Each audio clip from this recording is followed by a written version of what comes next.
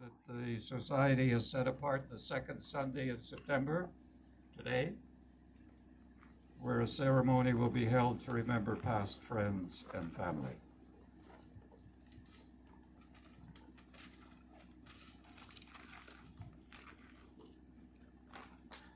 And one last thing.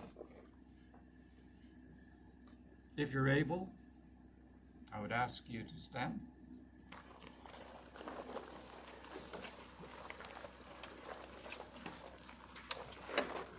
I would ask you to join hands.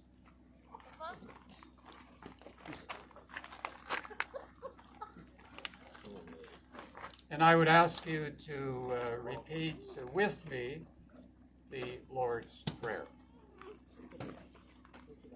Our Father, who art in heaven, hallowed be thy name. Thy kingdom come, thy will be done on earth as it is in heaven.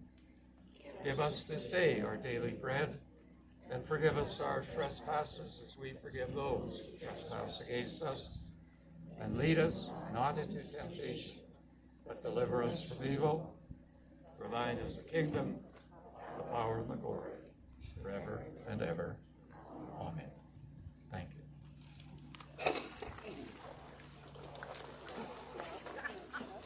Now, TD customers can open the door to up to 20% off a new home or condo insurance policy for the first year.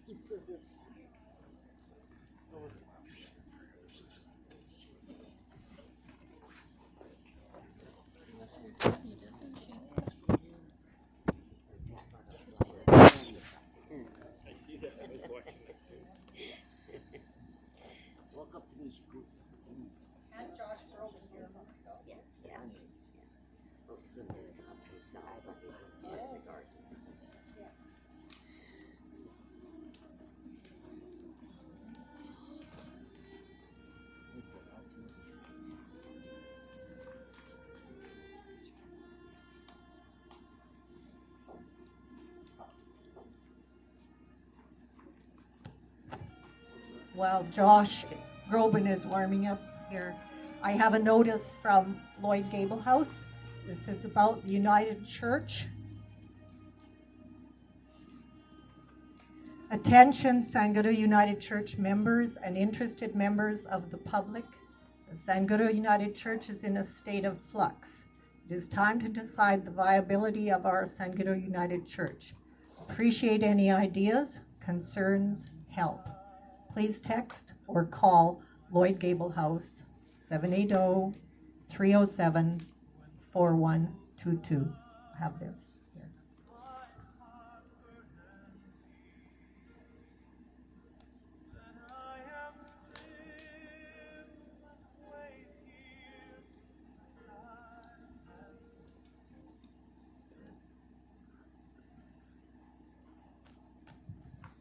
That's touchy. And I think I will continue that at the end and let that play through at the end. But meanwhile, I would like to call on our next speaker, and that is someone that we know from the library. Her name is Lynn Phillips. She told me she had nothing to say, but I argued with her, and I'm sure she does. So Mary Lynn, come on up. If you want to sit down, I have a chair here. You can get comfortable.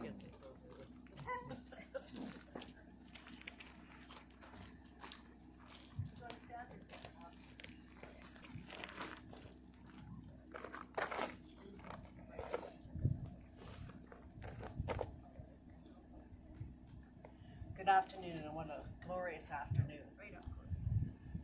What a glorious afternoon.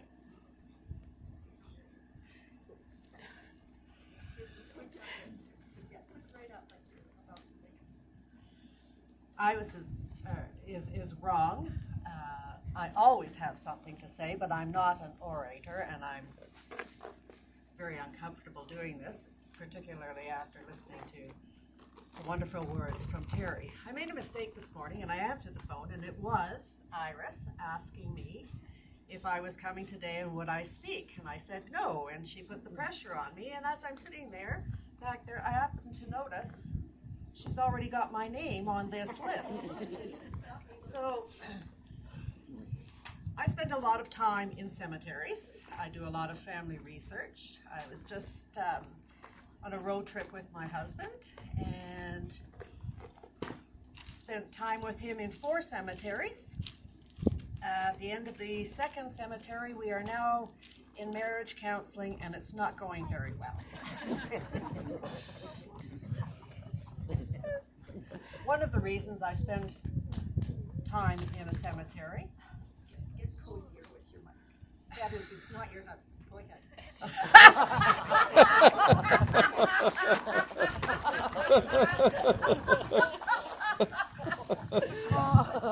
One of the reasons I enjoy spending time in cemeteries is the residents don't argue with me, and I am always right.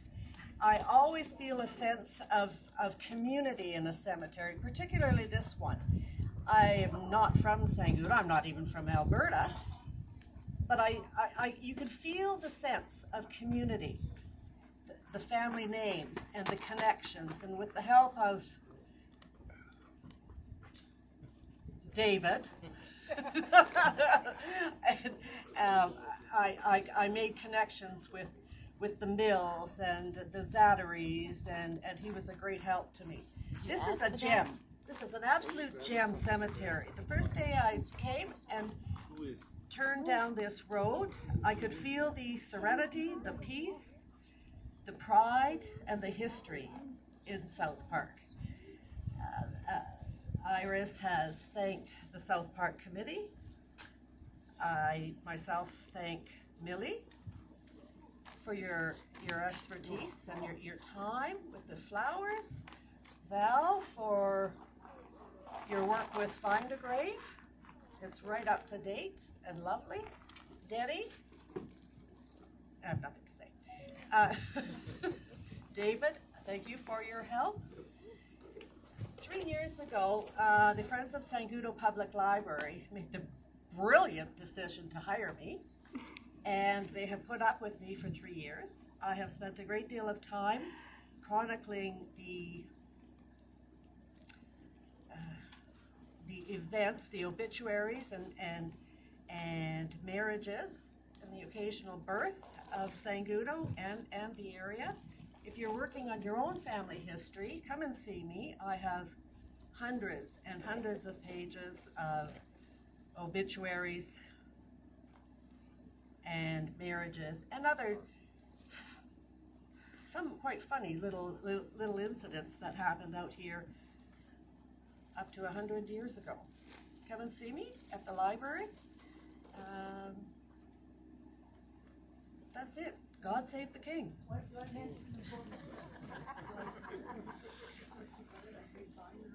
Roy's mother, there was a binder here. It's now at the library. There are thousands of obituaries. Roy, did she know all those people? I don't know if she knows you all, but she maybe knew of them. And that maybe at one time or another, or somebody that she was familiar with knew them. But most of them she did. She did listen. There's a wealth of information. And her book is not just the area, it's prolific. It's all over the place. There are some from Saskatchewan, a couple from BC. If you're doing family history, come and see me.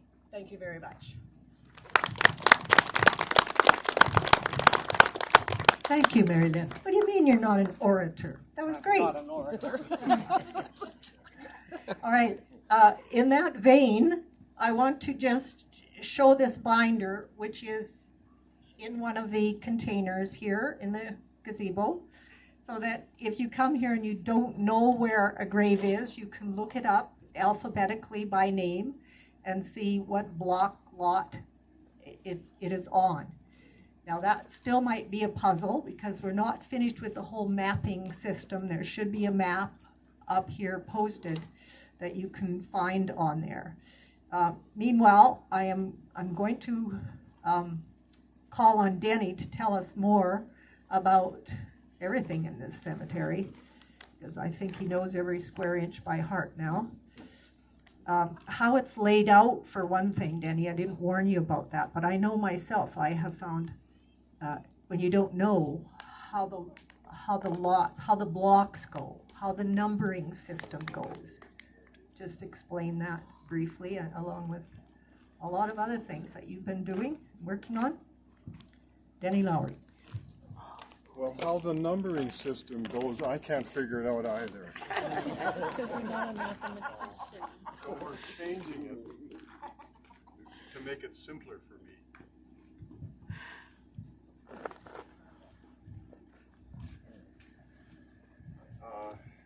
And that part is true.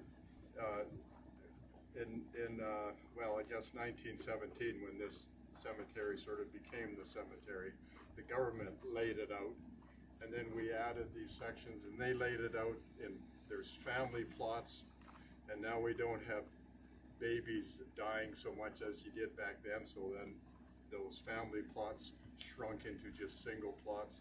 So we've changed the numbering system, and it is a mess. But Val has somebody that she's working with, and they're designing a whole new system to map the cemetery, and we're laying it out where it is much simpler. So I'm glad. I'm glad. Well, Iris mentioned Millie. Every time I come here, you say I'm here a lot. She's here at the same time watering. So I acknowledge that. I tell her every time too. Great flowers. And also I was going to mention the epitaph. My favorite one when I'm cutting the grass and I'm in that corner. It always brings a smile to my face when I see the epitaph about the pigs, the cats, and the dogs. And I imagine what that means, and that's what Terry was talking about too. And the other thing that Terry mentioned about these heavy slabs that are just keeping people in there, and they're just way too heavy. So I've been taking them off, and they are heavy. So I'm putting in a plug for you to help me get permission to take some of these slabs off. Now there's two right there. If you just look over there, that's Crothers. Notice how they're slanting in.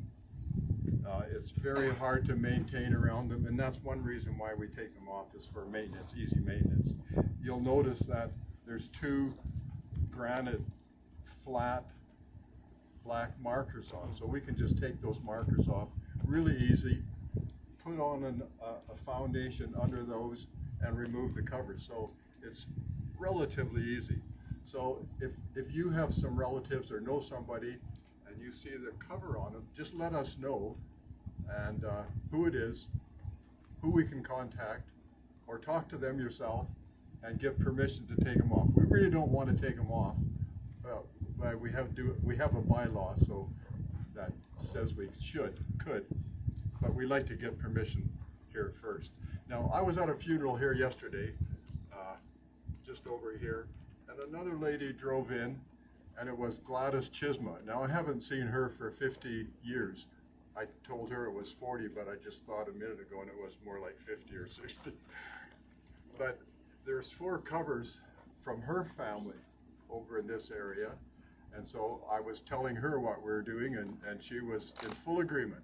So I was so glad that she came here. She said she hasn't been here for quite a few years due to the pandemic, and I didn't have her phone number, know how to get a hold of her. So she did give us permission to take off those covers. So there's 4. Could be next year's project for me. What else did you want me to say, Iris? Oh, just how busy this place can be of people who do come to visit, and perhaps there's 1 or 2 others that you have met recently.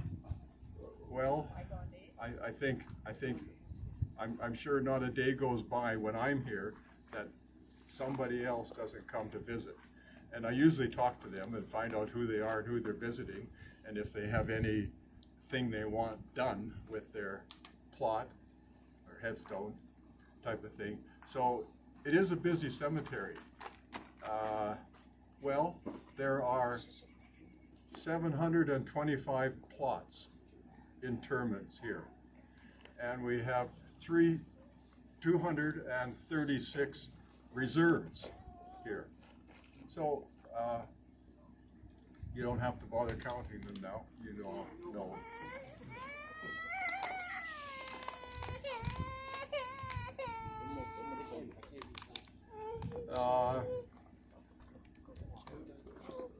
You don't want to listen to speeches.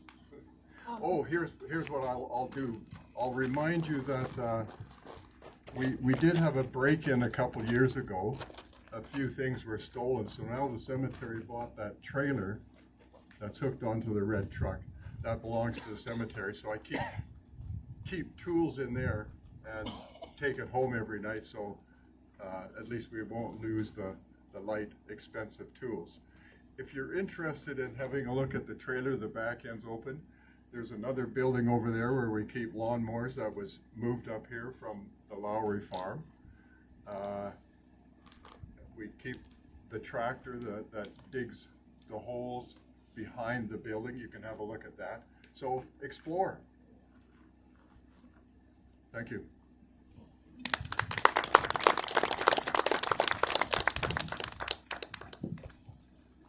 All right, thank you, Denny. How about our president?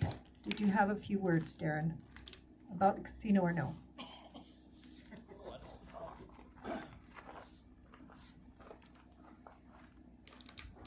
Casinos and cemeteries, you wouldn't think they match or kind of go hand in hand, but when it comes to getting money, they do.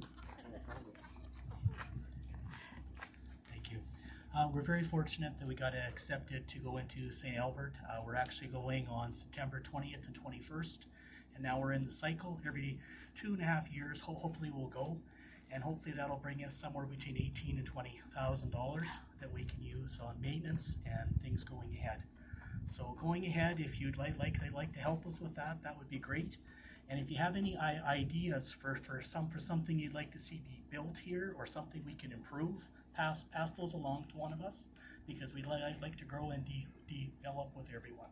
Thanks so much for everyone coming. Thank you, Darren. All right, you probably don't want to hear any more words. Let's get right to the refreshments. Be behind us here. And because it is such a fantastic day, how about a walk around? And how about going back there to see where things are kept? And do stay around. So thanks so much for coming.